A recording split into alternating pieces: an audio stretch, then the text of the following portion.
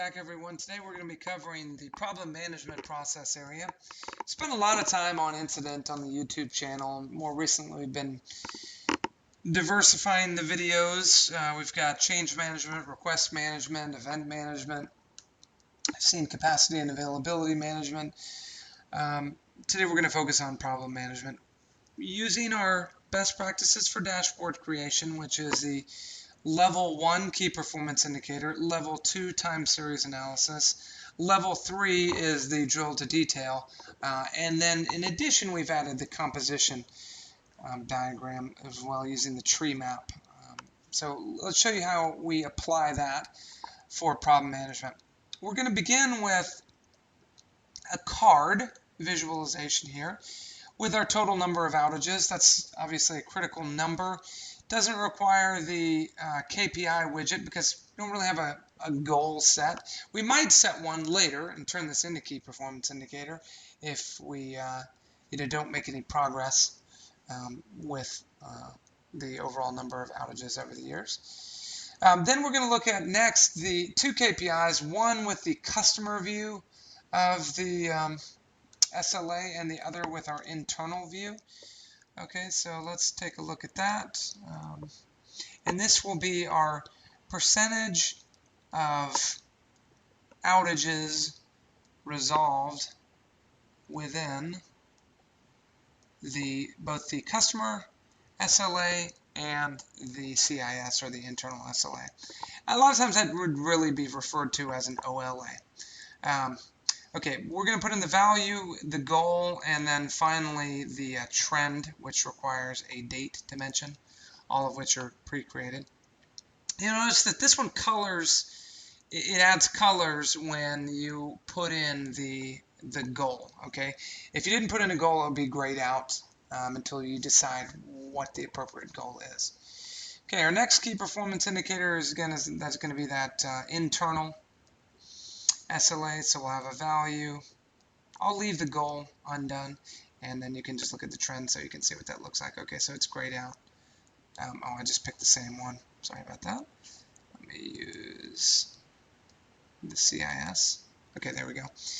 Okay, so there's our internal, which is more of a stretch target.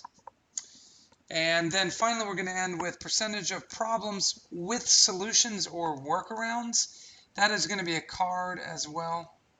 Okay, and in a textbook ITIL implementation of problem management, you may not consider workarounds because the goal of the problem management process is to get to the root cause and resolve essentially these recurring incidents forever. But in the real world, sometimes that's too costly.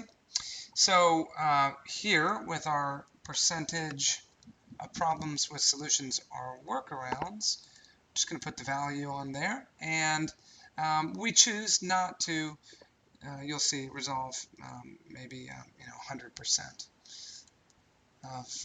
of our problems. Next is the time series analysis. So here we're going to look at not the outages, but we'll look at the problems themselves. So we'll look at problems total, and then we want to do a monthly view of that across all of time. The reason I don't use a time filter here is because these widgets act as the time filter. That's kind of the nice thing about Power BI's. You will notice that all of these widgets are interconnected automatically. It's not something that's the case with Tableau, as we've mentioned before. Okay. Next, we want to show the composition. Okay, so I'm going to go back to problems total again, do problems total, but this time we're going to do it as a tree map.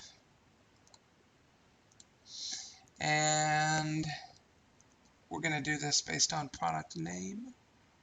And the reason I use product name for these tree maps in general is because they have so many different values. Okay, so it makes for a really good very good beyond the top 10 report that shows you the concentration of certain problems. So we're looking at the technology area. You could do this by anything, by group. Okay, if you have hundreds or thousands of assignee groups, you could certainly use that. And you notice how the charts adjust there. So our network issues here, you notice we have 36 outages there that we were working on in the problem management process. Okay. And then finally, we're going to have our drill to detail, and we use the table widget for that. You can use the matrix as well if you want to look at it with additional attributes connected to one another. Okay, so we'll bring in fields like, for problem management, maybe the priority.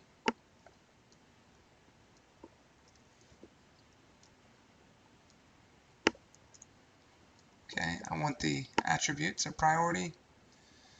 And look at that. I meant to select this. There we go. And let me get rid of that. Sorry, it wasn't highlighted on my widget. You need to stay on the widget. Okay, we'll do the status. Okay, and then I want the problem ID on there as well. And you can see here that it's not case sensitive. And any other fields I want for my data source. I don't have to go on and on with that drill to detail, but you'll see that it's very fast. We have the ability to diagnose things really quickly here in this view. Pick the KPIs that are most pertinent to either my group, department, or the entire organization if we're creating this dashboard for executives. So once again, with Power BI, these visualizations can be viewed on your mobile device, so that's one of the big advantages of Power BI. They can now be embedded within applications such as ServiceNow or HP Service Manager or Remedy or SolarWinds with the new JavaScript API, and that no longer requires Power BI embedded. So that's a big advance in the past couple of months with Power BI. In any case, that's all we've got for you today. So let us know if you have any questions through the website or by commenting on this video on the YouTube channel. Thank you for your time.